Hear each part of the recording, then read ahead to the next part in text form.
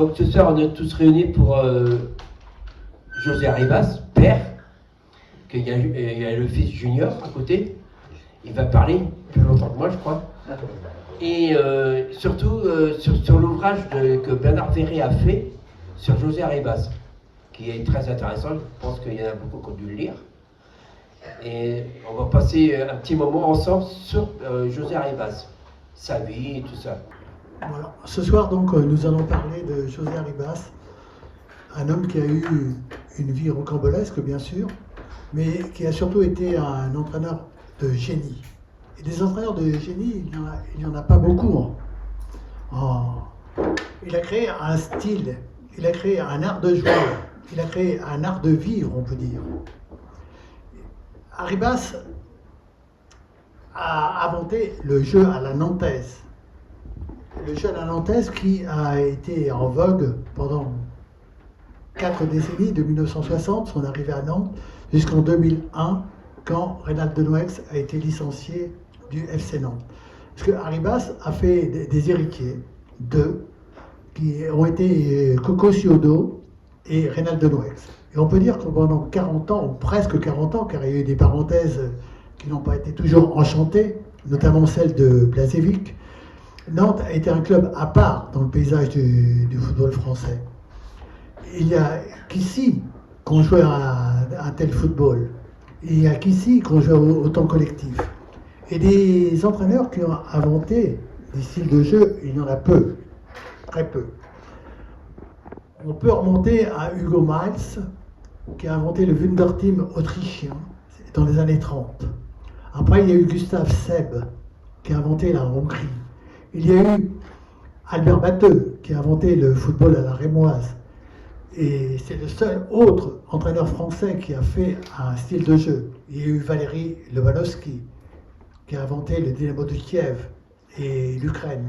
Il y a eu Bill Shankly, qui a inventé Liverpool. Avant Bill Shankly, Liverpool, c'était un club secondaire. Quand Bill Shankly a pris Liverpool en main, le club était en 2e division, comme quand Arribas a pris Nantes en main. Il y a eu aussi Rinus Michels. Rinus Michels, c'est l'Ajax et l'équipe de Hollande 74. Il y a eu encore Johan Cruyff. Johan Cruyff qui a fait Barcelone.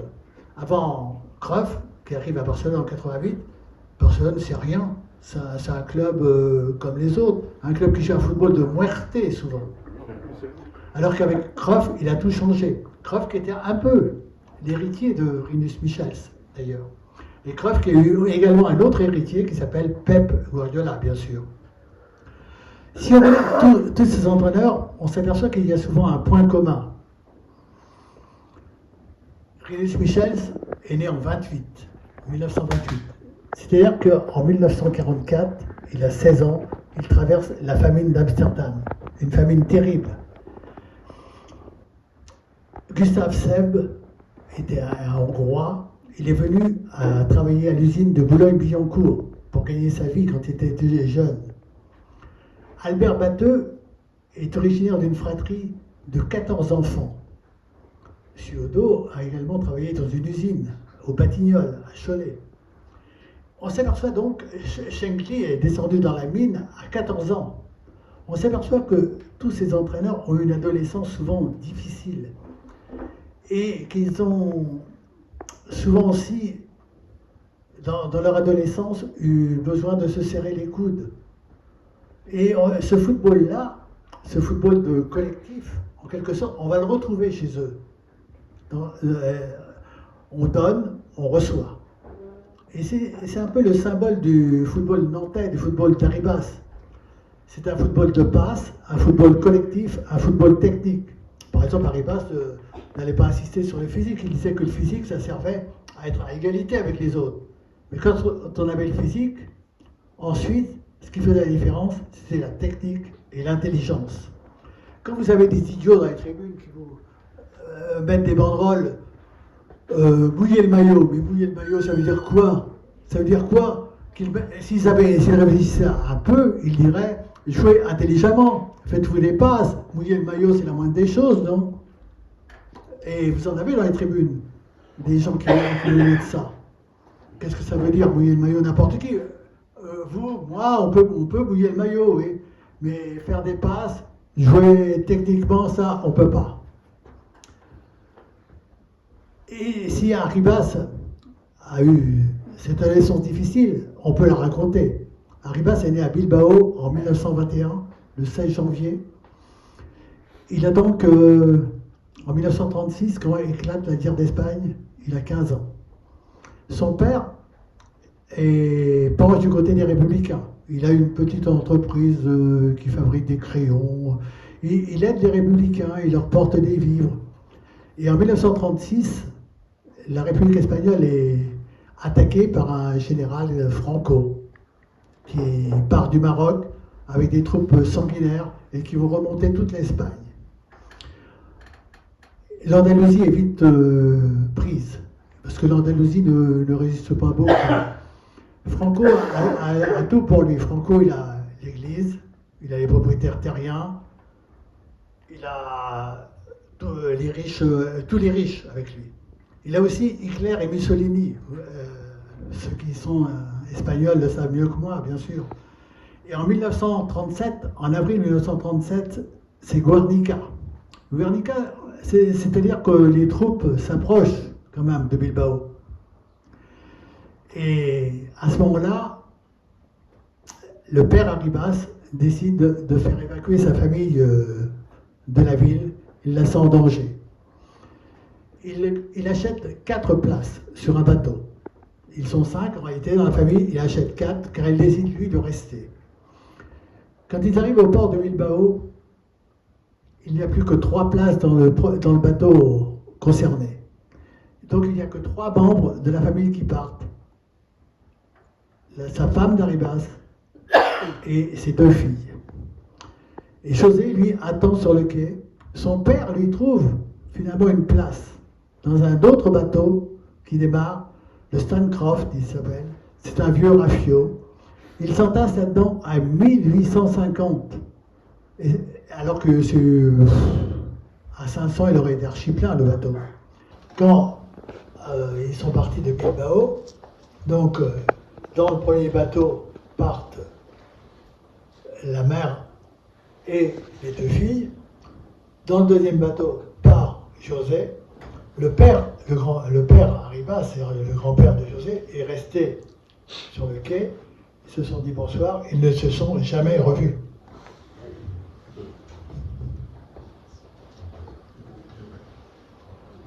Et ce bateau va remonter la côte française. Il va demander à Bordeaux s'il peut accoster.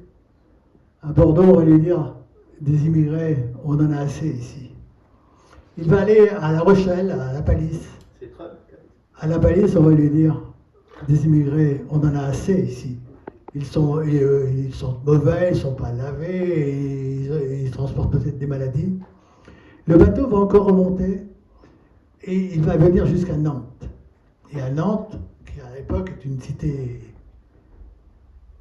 très ouvrière, il va être accueilli dans les chantiers navals par des gens simples qui vont leur offrir l'hospitalité. Ils vont leur offrir à manger, ils vont leur offrir aussi une botte de paille pour se coucher la nuit. Et Arribas dira plus tard, cette première nuit que j'ai passée sous les étoiles, on est le 5 juillet 1937. Il dira, c'est l'une de mes plus belles nuits, j'ai senti le vent de la liberté. Et pour cela, Arribas se sentira toujours redevable aux Nantais. Donc, s'il vient ici, après, il viendra avec plaisir, bien sûr. En 1937, il n'a toujours que 16 ans. Et les Espagnols ne se sont pas forcément toujours bien vus. Même le gouvernement français, quelquefois, les enferme dans les camps de concentration, notamment à Argelès-sur-Mer, où Arribas, plus tard, ira souvent passer ses vacances sur la plage. Et il n'y aura pas Argelès-sur-Mer, pardon. Ceux qui connaissent, il y a un hôtel qui s'appelle le Lido. Et devant le Lido, on a fait un monument de la retirada.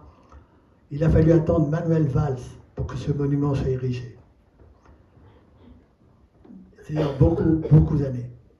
Arribas va descendre la France jusqu'au Lot-et-Garonne, où justement il est enfermé dans un camp une première fois.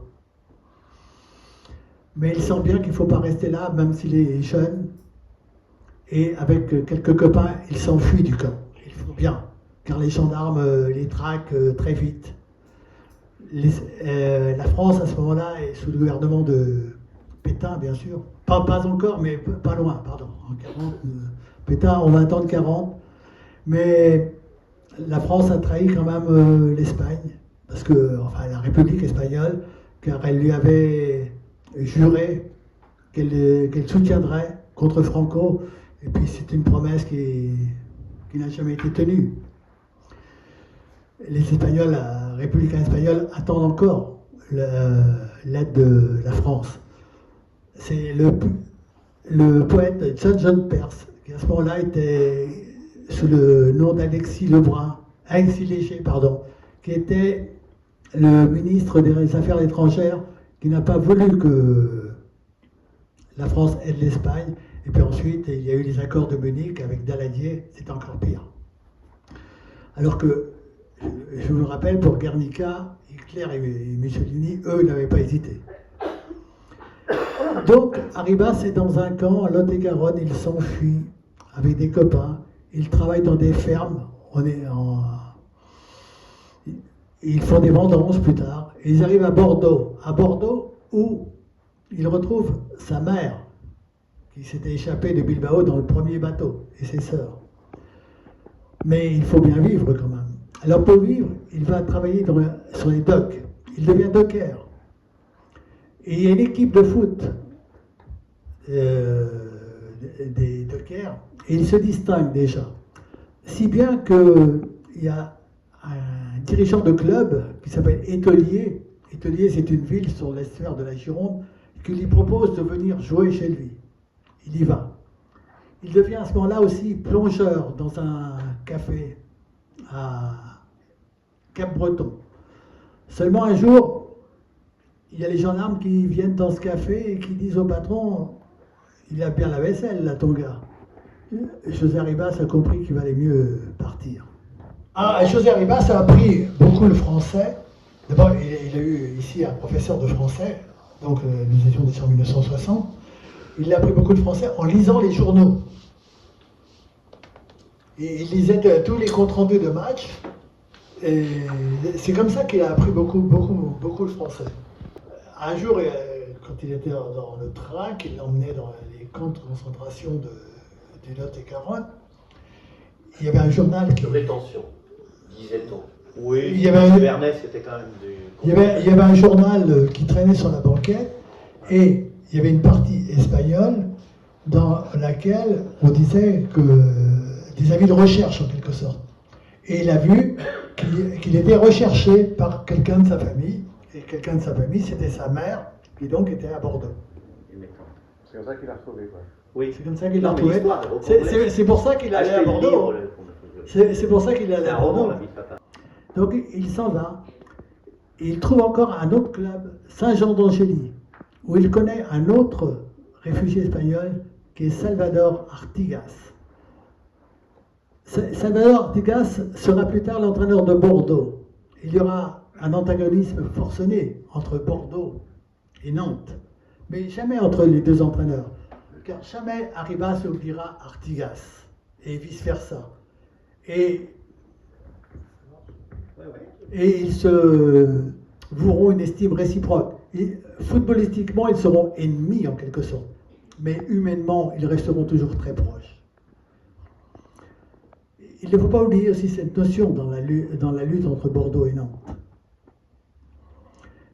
Et il finit, sur les conseils d'Artigas d'ailleurs, qui lui est allé à Rennes, il finit par trouver un club pro de 2e division qui est Le Mans. Et donc c'est au Mans qu'il joue en 2e division. Au Mans aussi, il va connaître 2 aventures, par le train si j'ose dire. Un jour, en revenant d'un déplacement au Havre, où ils sont perdus d'ailleurs, les joueurs du Mans, quand ils montent dans le train, découvrent que leur compartiment est déjà occupé. Rien que par des femmes ou des filles. Ce sont des basketteuses d'Angers. Et il est pris de dégager vite fait la place parce que c'est leur place. Les basketteuses sont bien obligées de s'incliner. Mais Arribas, lui, ne va pas s'asseoir. Il va aller s'accouder à la fenêtre d'un wagon, à côté d'une basketteuse. Il lui dit, quand même, je crois qu'ils ont été un peu brusques, mes copains là. Elle lui dit, brusques, mais ce sont des mufles. Je confirme. Cette fille, cette jeune fille, s'appelle Suzanne Perrard. Elle va devenir Suzanne Arribas. Donc un roman d'amour naît dans le train, entre Paris et Le Mans, puisque bien sûr, Arribas descend au Mans. Sa deuxième aventure dans le train, c'est quand Le Mans va à Toulouse. L'entraîneur du Mans s'appelle Choulet. Il est complètement nul. Le Mans est dernier du championnat. Et à Montauban, Toulouse est leader, lui. À Montauban, il dit finalement, je peux peut-être rester ici, chez ma mère qui est malade. Je vais aller la visiter, puis je vous rejoindrai à Toulouse juste avant le match. Bon, bah, d'accord, c'est l'entraîneur, on ne va pas aller contre ses désirs. Et Choulet oublie d'aller à Toulouse. Ce qui fait qu'une heure avant le match, tiens, on n'a pas d'entraîneur. Il y a un copain qui s'appelle Gendry, qui joue donc au Mans, et qui dit au directeur sportif, qui lui s'appelle Crinière, il lui dit, mais il n'y a qu'à demander à Bibi de faire l'équipe. Bibi, c'était le surnom de Arribas, parce que quand il jouait à Saint-Jean-d'Angély, il avait pris un pseudonyme qui était Bilbao. Et Bilbao, on l'appelait Bibi. Et Arribas, il finit par accepter, d'accord. Donc, une heure avant le match, il va au tableau noir. Et il marque la composition de l'équipe. C'était pas du tout celle habituelle. Et il indique aussi à ses copains comment il faut jouer. C'était pas du tout comment il jouait habituellement. Et Le Mans gagne à Toulouse 2-0. Sur le retour, le train s'arrête de nouveau à Montauban. Choulet monte dans le train et leur dit, alors vous avez pris combien? Ah, on n'a rien pris, on a gagné. Ah mince alors. Et Choulet ne va pas faire de long feu au Mans. Mais Le Mans ne va pas faire long feu non plus parce que vous savez ce que c'est, les dirigeants d'un club professionnel, et ils achètent souvent, ils dépensent plus qu'ils n'ont, donc Le Mans dépose le bilan, on n'en parle plus. Et Crinière, leur directeur sportif, se souvient tout de même que Arribas a la vocation d'entraîneur, et c'est lui qui va le diriger vers Saint-Malo. Saint-Malo cherche un entraîneur. Entraîneur-joueur encore, il va être là-bas. Il se retrouve à Saint-Malo, on lui a promis une place pour s'occuper du stade. Il se trouve que le maire de Saint-Malo, qui, encore une drôle d'histoire, qui est un ancien ministre d'ailleurs, est plus préoccupé par le sort d'une danseuse dont il vient de faire la conquête que par son club de foot. Donc, Arribas, on verra plus tard, là, votre entraîneur là. Mais Arribas a quand même une personnalité, et il dit, puisque c'est comme ça, je m'en vais. Et il va alors aller à Noyen-sur-Sarthe. Noyen-sur-Sarthe, où il est un peu connu, car lorsqu'il était joueur au Mans, il venait déjà entraîner l'équipe de Noyen, comme ça, amicalement. Et il devient donc entraîneur de Noyen. Entraîneur-joueur, toujours.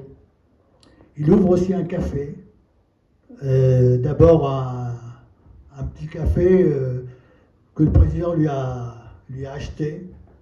Mais il s'est un peu moqué de lui, le président. Alors, il dit non, ça va pas. Alors, en échange, il lui offre sa traction avant, le président. Et elle a sûrement déjà des kilomètres, vous savez comment sont les présidents.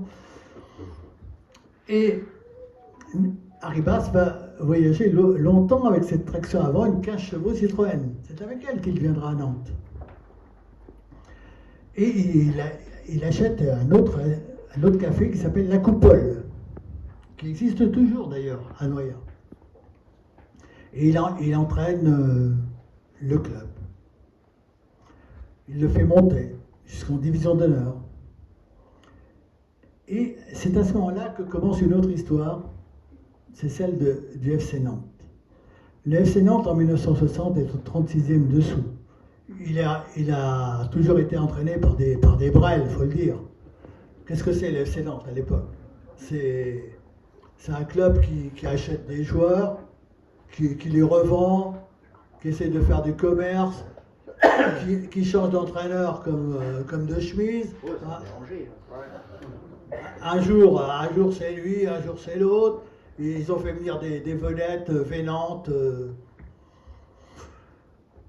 qui étaient plus forts au bistrot que sur le bord de la touche.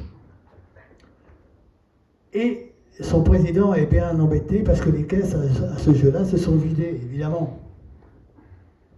Et c'est un schéma très classique dans le football professionnel. Et il fait passer une petite annonce comme quoi il cherche un entraîneur. Il a plusieurs réponses, mais il est un peu échaudé, ce président-là. Il s'appelle Jean Clairefeuille, par le fait que justement les entraîneurs, ils viennent, ils s'en vont. Et pour lui, un entraîneur qui a fait 10 clubs, c'est pas forcément une référence, c'est plutôt un constat d'échec. Ce qui est d'ailleurs valable. Et parmi les lettres qu'il reçoit, il y en a une qui attire son attention.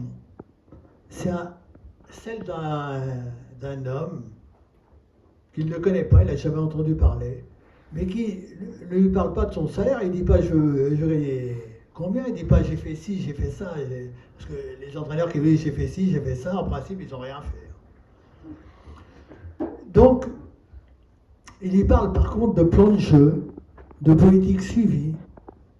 Je me suis dit, tiens, mais qu'est-ce que ça veut dire? Jamais on va parler de ça, moi. Le football, on peut aussi suivre une politique. À tout hasard, il se renseigne sur lui, et les renseignements que lui donne son entourage, dont un secrétaire qui s'appelle Albert Haï, qui est un ancien joueur aussi, sont bons. Ceux que lui donne aussi un entraîneur qui s'appelle Guérin sont bons. Alors à tout hasard, il lui téléphone. Quand José Arribas décroche, Jean Clairefeuille entend un grand bruit derrière. Il dit, mais vous êtes dans un café, là, vous êtes où? Et Arribas lui dit, moi je suis cafetier, je suis chez moi. Ah bon, est-ce que vous pourriez venir me voir à Nantes un jour? D'accord. Il regarde son agenda, il voit le 14 juillet 1960. Et le 14 juillet, il n'y a pas beaucoup de monde dans le café. Donc il vient ici. Et sans rien dire à Suzanne, d'ailleurs, il a juste dit je vais voir à Nantes, j'ai écrit, ça m'étonnerait qu'il me prenne. Hein. Il parle avec Clairefeuille, et Arribas était quelqu'un qui avait une force de persuasion énorme. Même s'il ne parlait pas forcément très bien le français, surtout à cette époque-là, si il disait spécial pour le spécial, ou une statue pour une statue, Arribas savait convaincre un auditoire. D'ailleurs, à Noyant, déjà, il savait convaincre les parents des joueurs de les lui confier. Et Clairefeuille dit, oh ben ouais, après tout, il n'y a pas de risque. Il prend José Arribas comme entraîneur. Croire que tout se passe bien d'emblée, ce serait un mirage. Parce qu'Arribas veut tout changer. Il veut que ses joueurs ne pratiquent plus une tactique de 1930 Il s'appelle le WM. Le WM est basé sur le marquage. Lui, il avait joué le Brésil. À la télévision, il l'avait joué. À la Coupe du Monde 1958, il avait joué en 4-2-4, avec une défense de zone. Il avait joué aussi, il va avoir joué Liverpool, avec Billy Shankly, parce que très vite, il y a un match dans le cadre d'une compétition qui s'appelle la Coupe de l'amitié franco-britannique, où Nantes est opposée à Liverpool. Nantes est battue 2 fois, bien sûr. Mais Arribas s'aperçoit qu'il y a un football basé sur le collectif qui réussit. Il parle via un interprète avec Shankly, qui est l'homme qui a fait Liverpool, et Shankly lui explique que oui, jouer collectivement, faire des passes, c'est mieux que de s'engager à outrance là. Qu'un match de foot, c'est pas forcément un combat, c'est pas forcément la guerre. Ça peut être aussi un art, ça peut être aussi un échange. On peut se faire des passes, et la base du football nantais sera toujours le mouvement. Arribas voulait toujours que ses joueurs bougent. À l'entraînement, c'est toujours bouger, bouger, bouger. Et aussi le démarquage, c'est-à-dire que le porteur du ballon est important, mais ceux qui se placent en position de recevoir la passe le sont tout autant. Et il ne doit pas être 1 ou 2, il doit être 2, c'est un minimum, il doit être 3, 4, que le porteur ait un choix. Et il faut que ce choix soit évidemment varié, et de préférence pas forcément latéral, mais en profondeur aussi. Et ainsi, peu à peu, il invente le football à la nantaise, le jeu à la nantaise. Mais dans son équipe, il y a de vieux grognards qui n'ont jamais joué comme ça. Il y en a qui rechignent un petit peu. Il y en a d'autres qui sont enthousiastes, au contraire, comme Jean Guyot notamment, plus tard. Et peu à peu, il va voir tous les matchs Arribas.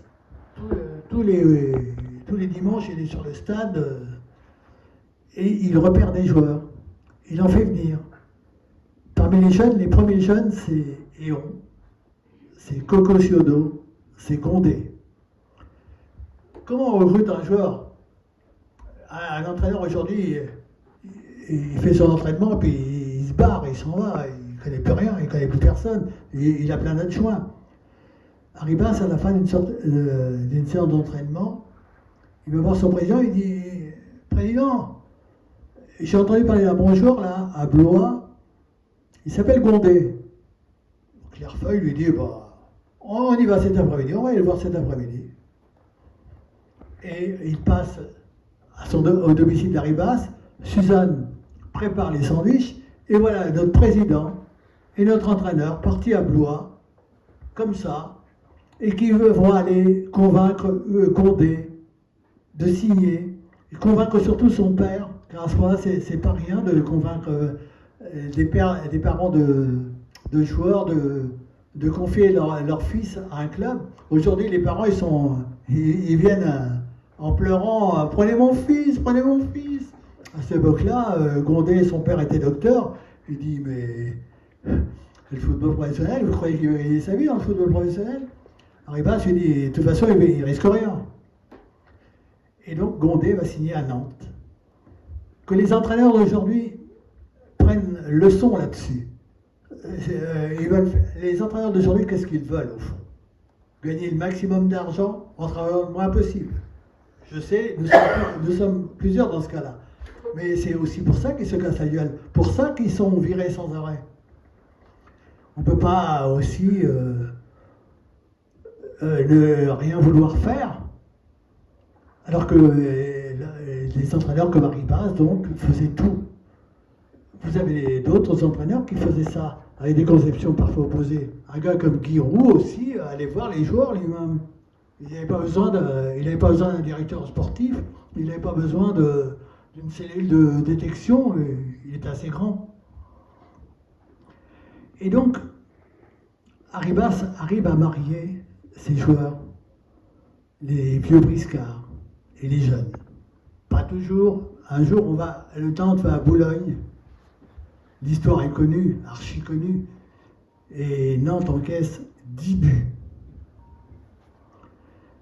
Encore faut-il préciser que ce jour-là, il n'a pas son gardien titulaire, car Éon est blessé. Plutôt, Éon est au service militaire en Algérie, et Bachors, le remplaçant, est blessé. Donc c'est le gardien numéro 3, un certain Lepage, qui a joué. Et sur les 10 buts, il en a bien 5 sur la patate. Il n'empêche que dans le train du retour, Arribas se dit « je vais être viré ». Mais non, Pierrefeuille ne le vire pas. Au sein du club, il y a tout de même une animosité, on peut dire, entre Arribas, ses conceptions du moins, et de vieux dirigeants qui, pour qui le football, c'est quoi? C'est le WM, il faut s'engager, il faut mouiller le maillot, etc. Et un jour, plus tard, Arribas est sur la sellette. Un comité directeur se réunit et on sait qu'en principe, il va être viré. À ce moment, il y a des joueurs, 3 joueurs, qui sont justement les 3 vedettes du club. Il s'appelle Jean Guyot, il s'appelle André Strapp et il s'appelle Pancho González, qui s'invitent à cette réunion. Qu'est-ce que vous voulez faire là, disent les dirigeants. Ben, on sait que vous allez virer notre entraîneur, et puis on n'est pas d'accord. Mais notre entraîneur, c'est nous qui décidons de son sort. Comment c'est vous qui décidez de son sort? Mais c'est nous qui jouons sous ses ordres. Et nous, on veut jouer avec lui. D'ailleurs, c'est bien simple. Si vous le virez, eh ben nous, on s'en va. Ah. Là aussi, il faut voir avec les joueurs. Vous savez, plus tard, les joueurs qui diront « Ah oui, on a viré l'entraîneur. Oh, bah c'est pas grave, ça ne nous concerne pas. Nous, on n'est pour rien. On va bien s'entraîner, on va bien jouer sous les ordres de machin. Maintenant, c'est notre nouvel entraîneur, il est sûrement bon. » Et non, eux ont de la personnalité. Et s'ils ont de la personnalité, c'est peut-être aussi parce que les méthodes d'Arribas leur plaisent, parce qu'aussi il les a forgés à raisonner intelligemment et non pas à se comporter comme des gens irresponsables. Et donc, Arribas n'est toujours pas viré. Peu à peu, le travail paye. Les vieux briscards évidemment vieillissent, donc ils s'en vont. Et ils repèrent de plus en plus de jeunes. Voilà Blanchet maintenant. Voilà De Michel. Voilà Le Chénadec. Et cette équipe-là prend encore. Le collectif se rôde. Et en 1963, Nantes, pour la première fois, monte en première division. Il va être champion de France 2 ans plus tard, en 1965. Il va récidiver encore en 1966. C'est-à-dire qu'en 6 ans, Arribas a fait d'un club de 2e division un club de dimension européenne.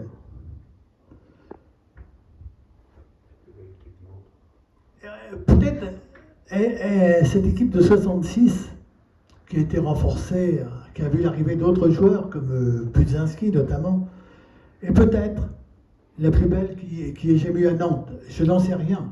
Mais Arribas lui-même disait que non, celle de 73 lui était supérieure. Coco Ciodo, lui, pense que c'est en 65-66 que jamais on ne rejouera comme ça, disait-il.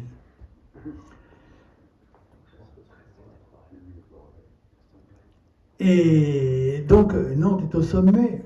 La suite, eh bien, vous la connaissez. Nantes va faire des Coupes d'Europe, il va être souvent malheureux. Arribas, qui a fait une première génération et qui l'a emmené au sommet, va en faire une deuxième, celle de 73. C'est-à-dire qu'il va refaire un autre Nantes, parce que ceux de 65-66, bien sûr, vieillissent. Et puis, il y a des contretemps qui arrivent. Par exemple, la blessure de Philippe Condé. Philippe Condé, qui est leur buteur. Celui qui est allé chercher à Blois. Il va aussi appeler Arribas comme sélectionneur de l'équipe de France en 1966, en compagnie de Snella, l'entraîneur de Saint-Étienne, car Saint-Étienne commence à arriver au sommet. Mais Arribas va refuser au bout d'un match. Pourquoi? Parce que l'équipe de France va en Hongrie. Elle fait un super match, mais elle ramène un blessé très grave qui justement est Gondé. Et Arribas s'aperçoit qu'on ne peut pas concilier les deux. Qu'on ne peut pas être à la fois sélectionneur, c'est-à-dire celui qui retient ses joueurs, et entraîneur de l'équipe, c'est-à-dire que l'entraîneur de l'équipe, finalement, moins ses joueurs vont en sélection, mieux ça vaut. Il pense aussi que finalement, sélectionneur, c'est un métier à part entière et qu'on ne peut pas faire les deux. Donc, il va se retirer petit à petit, aux grandes dames d'ailleurs de Jean Clairefeuille et de Roger Rochet, le président de Saint-Étienne de l'époque. Et Snella va rester seul. Arribas le soutiendra encore sous prétexte qu'il y a des Nantais dans l'équipe, mais sans conviction. Et puis au bout de 4 matchs, il dira non, il ne veut plus y aller. Et donc l'équipe de France sera confiée à ce moment-là à Justo Fontaine. Justo Fontaine qui paradoxalement, je pense paradoxalement par rapport à Arribas, prendra beaucoup de Nantais. Parce que justement, Fontaine est aussi un fervent du football offensif, comme l'était Arribas, du football collectif. Il va prendre une équipe de France avec 6 Nantais. Et quand on a 6 joueurs qui partent dans la semaine pour aller jouer avec l'équipe de France, souvent le match du week-end suivant est très très difficile. On le trouve d'ailleurs toujours aujourd'hui. Et donc c'est une expérience qui va tourner court. Arribas va perdre aussi un autre joueur majeur qui est Ramon Müller. Ramon Müller est un joueur un peu fantasque. C'est un artiste. Il est fait pour le football nantais. Mais il va écouter les sirènes strasbourgeoises. Il va donc repartir à Strasbourg parce qu'il venait de Strasbourg. Et les matchs Nantes-Strasbourg avaient été souvent très chauds à cause de Ramon Müller. Ramon Müller qui va aussi être blessé durant la finale de la Coupe de France 1966. Justement entre Nantes et Strasbourg, il va être blessé dès la 30e minute, il va se claquer. Et Nantes va jouer toute la fin de cette finale pendant 1h10, parce qu'à ce moment-là, on ne peut pas remplacer les joueurs. Et Nantes va perdre là cette finale de Coupe de France 1-0 sur un coup franc. Il faut aussi dire que se greffe à ce moment-là une guerre de religion tactique en France. Arribas incarne le football offensif, le football technique, mais un autre courant s'est créé et il est favorable au béton. Il y a à ce moment-là aussi 2 groupes de presse en France. L'un qui s'appelle l'Équipe et qui soutient toujours le pouvoir fédéral, le pouvoir officiel, le gouvernement en quelque sorte, et qui soutient donc la fédération. Et la fédération a viré Justo Fontaine et pris d'autres entraîneurs. Et entre l'Équipe a un concurrent qui s'appelle le Miroir. C'est le groupe Miroir Sprint, ou Miroir du football, qui a à sa tête un journaliste très très talentueux qui s'appelle François Thébault, et entre le Miroir et l'Équipe va se reconstituer sur le papier la guerre que se livrent Nantes et Bordeaux sur le terrain. Car l'équipe, évidemment, soutient Bordeaux. Et le miroir soutient Nantes. Et la victoire de l'un ou de l'autre provoque le désespoir ou la joie des autres rédactions. C'est dans ce climat-là aussi que se déroule la fin de Nantes. Parce que l'équipe aussi est un groupe plus puissant, faut pas rêver. Et petit à petit, Nantes donc décline à cause de l'âge, des blessures aussi. Simon a été souvent blessé. Éon aussi est blessé. Éon, c'était un gardien révolutionnaire, Éon. C'était un gardien qui sortait de sa surface. C'est le premier gardien qui sortait autant de sa surface, qui jouait pratiquement comme ce qu'on appelait à l'époque un libéro. Un libéro, c'était le joueur libre qui jouait derrière sa défense. C'est un peu comme joue aujourd'hui Barcelone. Il faut un gardien qui sort de sa surface, qui joue à 40 mètres de ses buts. Peut-être qu'on peut penser que Barcelone, quelque part, a copié le football nantais, le jeu à la nantaise. C'est possible aujourd'hui de faire un club comme Nantes, ailleurs. Vous pensez que non, mais moi je vois que Barcelone se fait comme Nantes. C'est quoi? C'est des joueurs du cru qu'on forme. Je vous rappelle que Tito Villanova a fait une équipe en championnat avec rien que des joueurs formés au club. Nous étions en 2013, c'est pas si vieux que ça.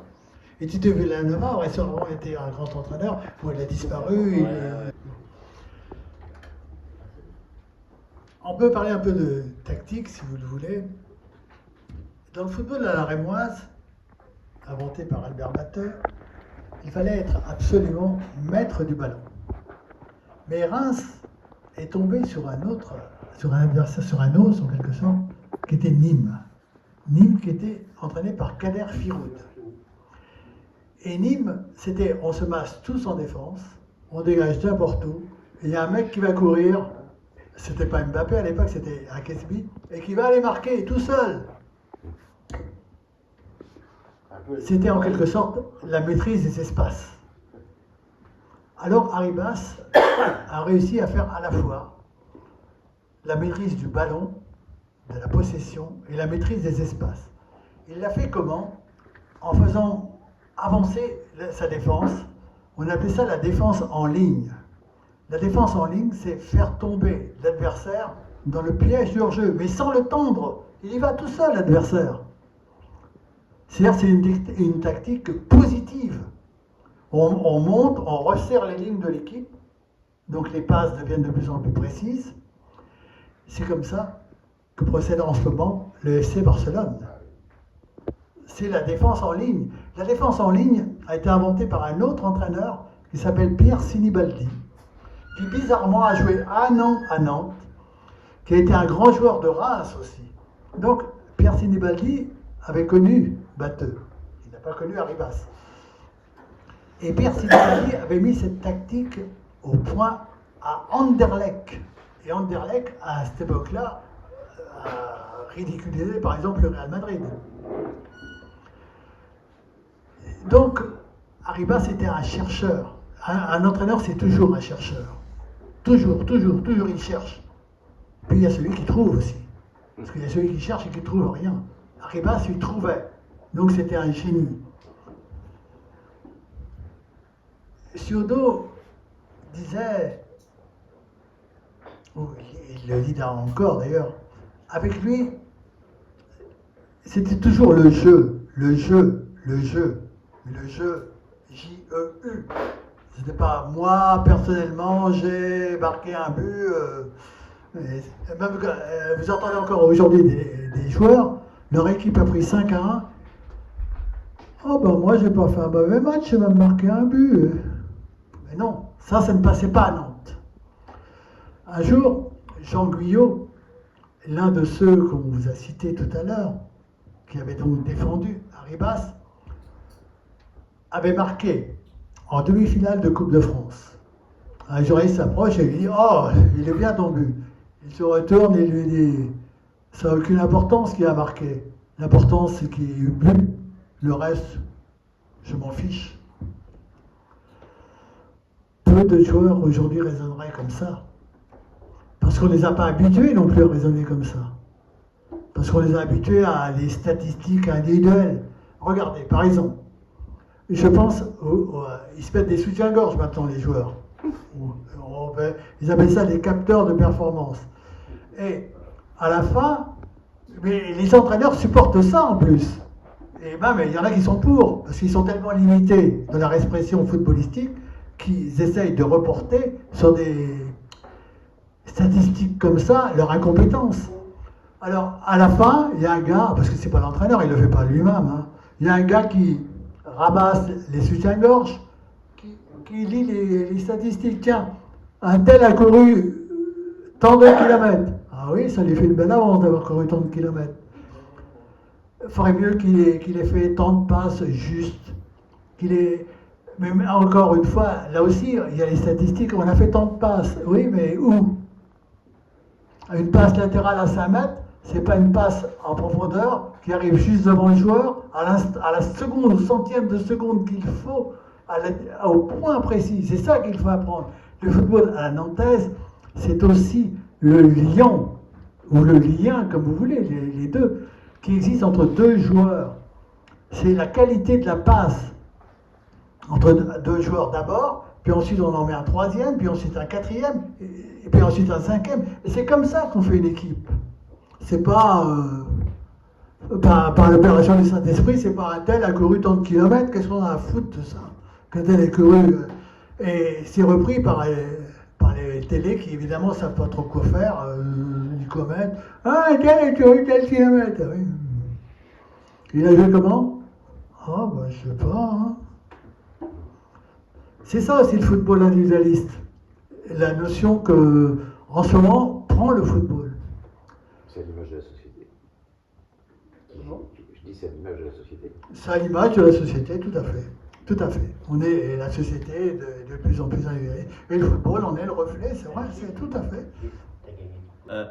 Je vais vous raconter une anecdote parce que tout le monde en a parlé tout à l'heure.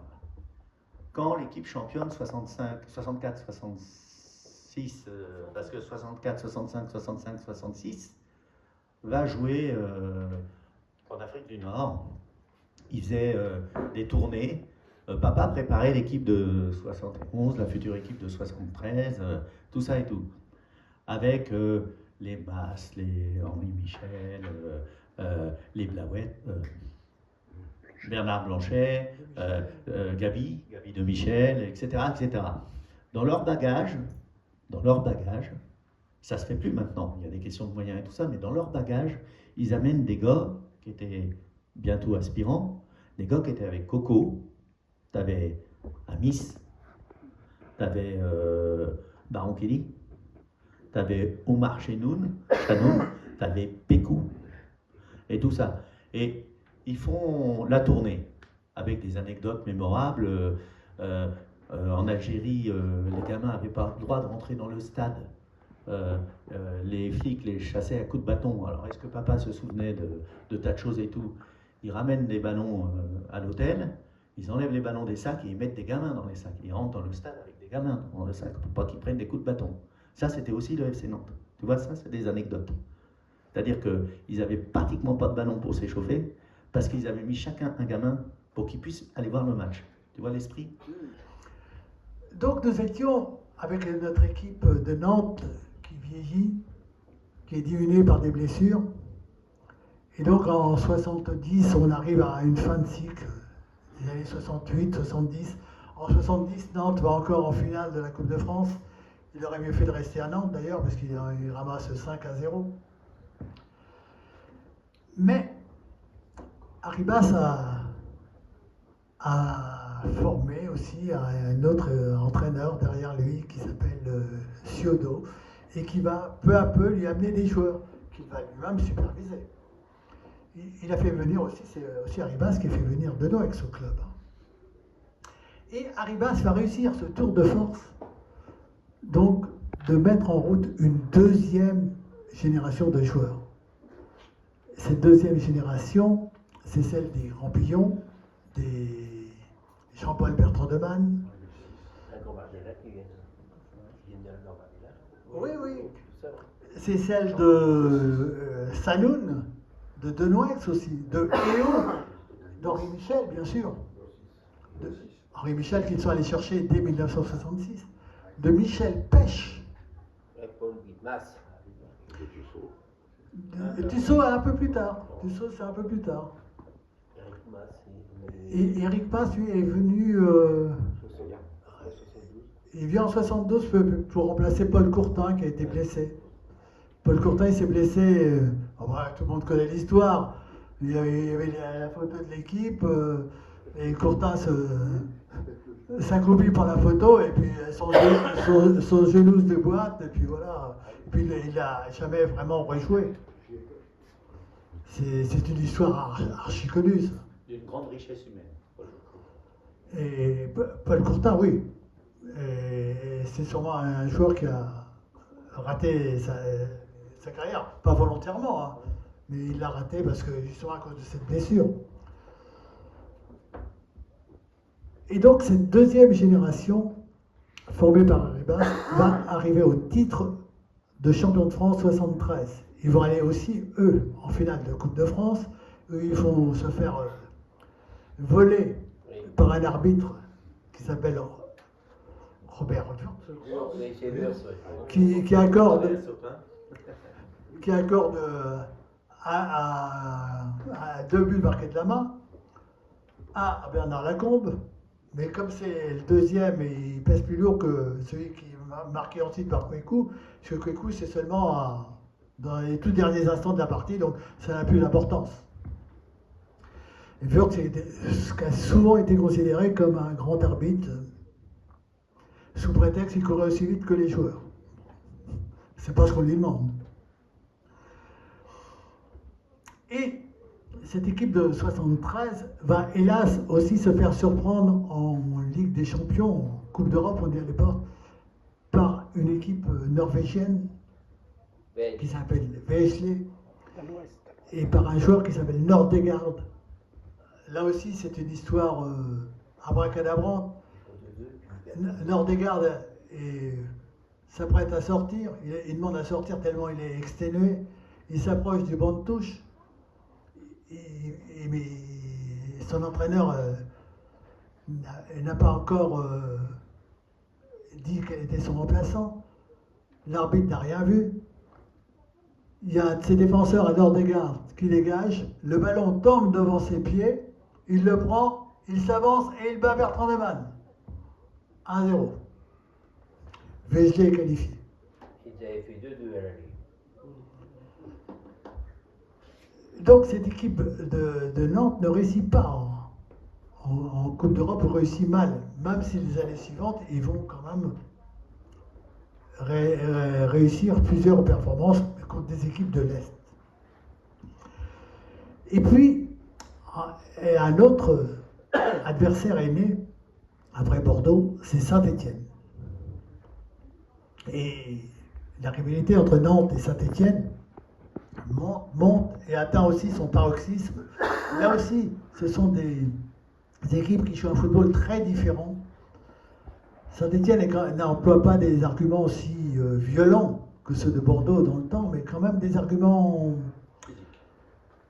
physiques importants et puis aussi peut-être des arguments pharmaceutiques. Stupéfiant. On remarquera que la carrière de tous les grands joueurs de Saint-Étienne de l'époque s'est achevée vers 28-29 ans. Tiens, curieux quand même, un footballeur normalement ça joue plus tard, pas à Saint-Étienne. Mais Saint-Étienne, il faut dire que c'était aussi un football très engagé, donc très exigeant physiquement. Sur l'aspect physique, on peut y revenir, il ne faut pas croire aussi que le football nantais tolère des insuffisances physiques, parce que pour bouger sans arrêt, football de mouvement, il faut quand même être en forme.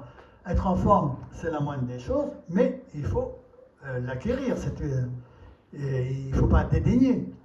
À 5 à l'heure, on ne pourra pas faire la différence.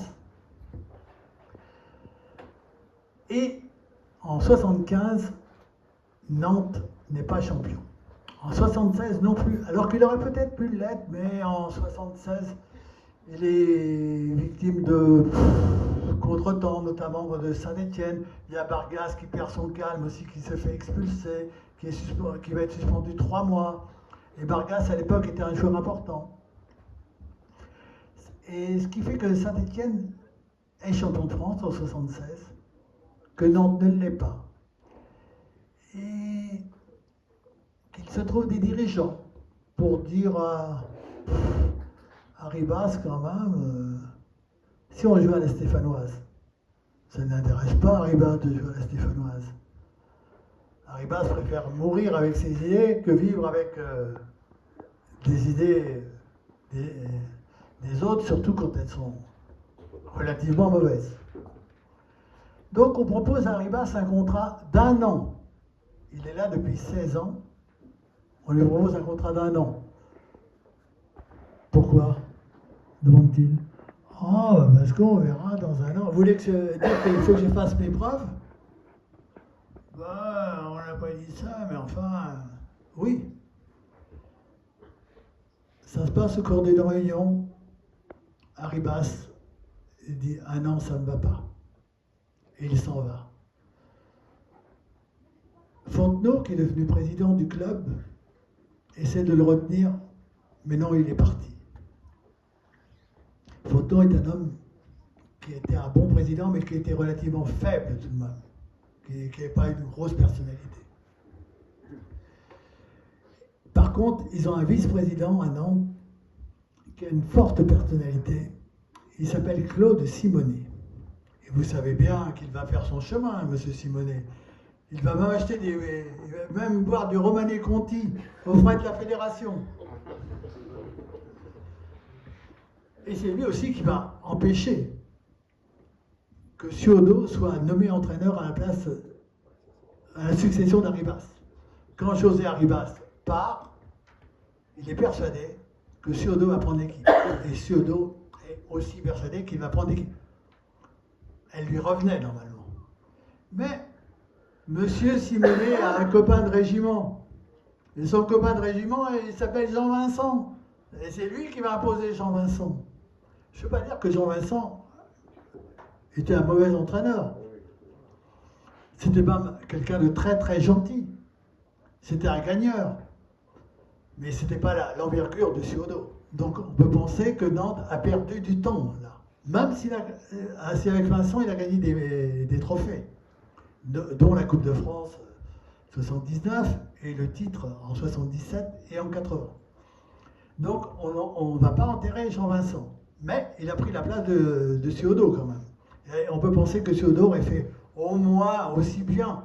C'était ses joueurs qui étaient là.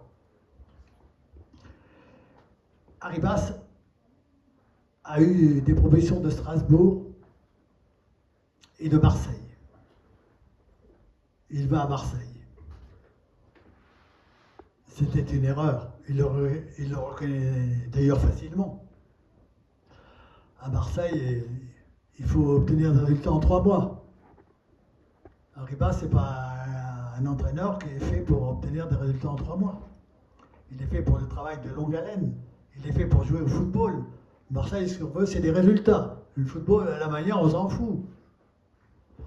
D'ailleurs, Marseille est un club qui change aussi, bizarrement, on monte souvent d'entraîneurs. De président aussi, de tout. Ils changent de tout.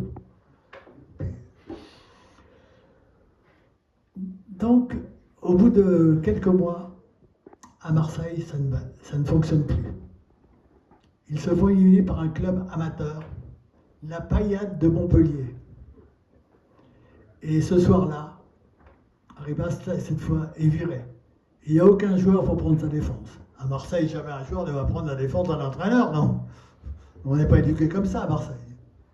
Et à Marseille, il faut savoir que l'équipe était vraiment en bonne voie. C'est-à-dire que malheureusement, pour vous parler de l'épisode où papa a été viré, la précision qu'il faut que vous connaissiez, c'est qu'il y a aussi déjà des conneries commerciales derrière. En fait, la Payade Montpellier, qui jouait à l'époque en D2 encore, c'était déjà Loulou Nicolin.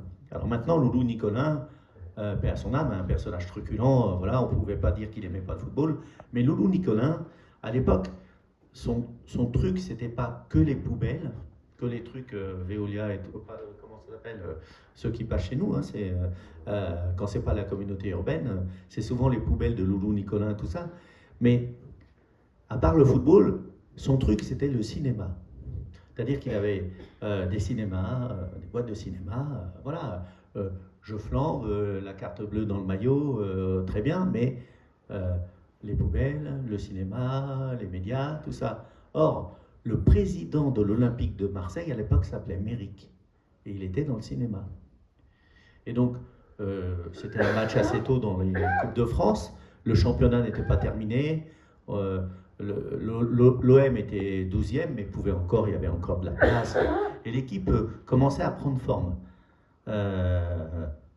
Le problème, c'est qu'en coupe, on tombe contre la Payade. Ça ne s'appelait pas encore le Montpellier OSC, hein. C'était la Payade, et c'était vraiment le club du quartier. La Payade, c'est un peu chaud, c'était Loulou Nicolin, tout ça. Il y avait un certain Daladier, c'est lui qui a mis les 2 buts.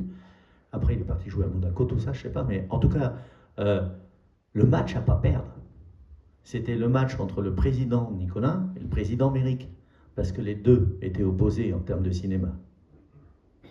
Quand papa a été éliminé, Méric, il a dit dehors. Alors qu'en fait, tout n'était pas prêt. Papa, il préférait le championnat à la coupe, c'était plutôt un bâtisseur, c'était les équipes, c'est un match coup près, tu jettes une pièce, une décision arbitrale, un Robert Wurtz, un truc. Et voilà. Et quand on a été battu, je crois que c'était sur terrain neutre, hein, c'était à Nîmes ou je sais pas où, quand papa est rentré à la maison, en fait, le match, tu le fais 10 fois, tu le gagnes 9 fois, mais Daladier, il s'échappe 2 fois, il met 2 buts, et t'es dehors. Et le lendemain, ou quasiment très vite, hein, au bout de 3 mois, papa est dehors, il n'a même pas eu le temps de bâtir son équipe. Donc en fait, c'est ce qui est devenu le football maintenant, parfois. Hein. Et Arribas, donc, reste sans club, pas très longtemps, parce qu'en 77, il reçoit des propositions de Lille. Lille vient de tomber en 2e division. Il va le faire remonter en 1 an. Il va faire à Lille ce qu'il a fait déjà à Nantes, c'est-à-dire qu'il va faire une nouvelle équipe. Et Lille va se maintenir. Ils viendront d'ailleurs éliminer Nantes en Coupe de France ici, à Marcel Sopin. Et on entendra le public de Marcel Sopin crier Vincent démission et Arribas, Arribas lors d'un Nantes-Lille ici à Sopin. Et à Lille, la maladie va commencer à le toucher. Et donc ils vont se séparer et puis il va revenir vivre à Nantes. Parce que Nantes, c'est ma ville, disait-il. C'était sa ville. Parce que la ville qui l'avait accueilli en 1960, c'était sa ville de football aussi. De cœur et de football, de cœur et de raison presque. Et donc il a terminé sa vie ici en 1989. Il avait 68 ans. Est-ce que vous savez que José Arribas, ton papa, il est venu à la Chavossière? Ah bah oui, il a fait tous les autres terrains, tout ça, oui, bien sûr. Mais il faisait tous les terrains. Partout où je passe, on me dit, oh, on a vu ton père. Mais il faisait tous les terrains, je l'ai dit, tous les matchs, le maximum de matchs, il allait voir n'importe quelle équipe. Alors qu'aujourd'hui... Là, c'était en dehors du foot, il est venu une après-midi Oui. au Café La Pivole rencontrer les Espagnols. Mais c'était quelqu'un de très simple, c'était quelqu'un de très généreux, de très simple. Il faisait son petit tiercé le dimanche matin. Il achetait aussi des fleurs. Chaque dimanche matin, il y a des fleurs pour son épouse. Mais c'était Pour aussi Suzanne. pas hein. Oui, alors, il est allé dans l'école de Gilles. Mais les footballeurs pro, à l'époque, dans beaucoup de clubs, comme ça, allaient entraîner dans les petits clubs. Ouais. Dans beaucoup de clubs. C'est un peu Albert Batteux qui avait lancé la mode à Reims, mode qui a été reprise donc à Nantes, qui a été reprise à Limoges aussi. Quand ils aspiraient à avoir un contrat aspirant, puis un autre contrat après, avant de rentrer tout de suite dans l'équipe pro, en fait, devaient s'occuper des entraînements. Quand moi j'ai été officier Nantes, j'ai eu comme entraîneur, alors Guelzo Zaeta, bien sûr, dont on n'a pas parlé, mais qui est une figure emblématique. Coco, bien sûr, pas drôle, hein, Coco aux entraînements. Brillant, très brillant. Sacré Coco. Par contre, tous les jeunes devaient faire. Bernard Gardon, on a fait. Je ne suis pas sûr qu'il ait dû le faire quand il est allé à Saint-Étienne. Bernard Vendredi. Tiens, j'avais déjà affaire à des Bernards. Je m'en sors pas avec des Bernards. Et en fait, René Donoyan. En fait, et ça participait, outre le côté familial, le côté filiation, le côté éducation, le côté formation, ça y est, je suis reparti sur le bouton. En fait, quand tu fais monter toutes les générations qui transmettent une certaine idée du jeu, des joueurs, de l'homme, parce qu'ils aimaient à dire tous, papa le premier, mais Reynald aussi, qui ne formaient pas que des joueurs, mais qui formaient des hommes. Hein, il y a le côté éducatif au sens noble du terme. Quand tu fais monter le Dizet, les EO, les Denouex, que tu ne les gardes pas, mais que tu fais pareil avec les Guillot, que tu fais pareil, enfin bon, il est revenu, le gendre de Michel Moreau, mais Stéphane, voilà. Mais quand tu dilapides tout ça, que tu ne les gardes pas, on en a eu combien? On l'a fait un peu avec Lolo, on l'a fait avec Jafet. Derzoum, c'est un peu différent, Derzoum. Enfin, vous dites Derzac peut-être, enfin, Derzakarian. Mais mais après, il te reste quoi? Il te reste à aller aussi chercher à l'extérieur. C'est très compliqué quand tu as une marque jaune, quand tu as un esprit, quand tu as des valeurs, et que ces gens-là, tu ne les gardes pas. Mais qui transmet? Et donc, en fait, vous voyez, dans le côté jeu à la nantaise, il y avait un côté très éducatif, formateur et vraiment presque de collusion. C'est pour ça que l'histoire dure 40 ans et pas seulement 16. C'est que ton père, il a été sur la transmission. Alors ça a été dit avec évidemment Ciodo et Denouex, mais il a des inspirations extraordinaires parce que le centre de formation, ça n'existera après le départ de José. Mais les prémices, ils sont là.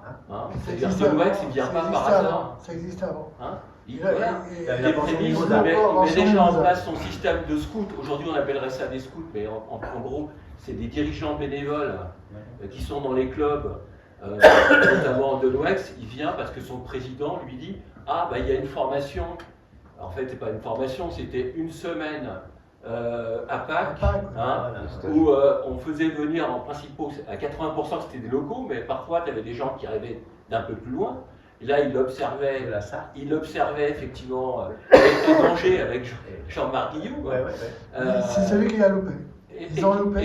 Et qu'ils ont loupé, mais qu'en l'occurrence, peut-être que Guillou il ne faisait pas assez de passes, tu vois, et il ne courait pas assez aux yeux de son père.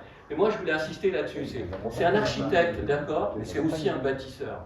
Et s'il y a Ciodo qui devient responsable du centre de formation, je pense que c'est parce qu'il y a un duo extraordinaire entre ton père et Clairefeuille qui se disent à un moment donné, si on veut construire et avoir des joueurs accessibles pour notre club, parce que ce club a toujours vécu avec 3 francs 6 sous, eh bien, il faut qu'on les forme. Et ça, c'est une idée formidable. Et la formation prendra un autre niveau avec Denouex, avec Ciodo et Denouex. Mais ton père, c'est le père fondateur de l'histoire. Hein. Sur le contrôle de notre historien, parce que lui, la mémoire des dates, il les a, et moi, je les perds.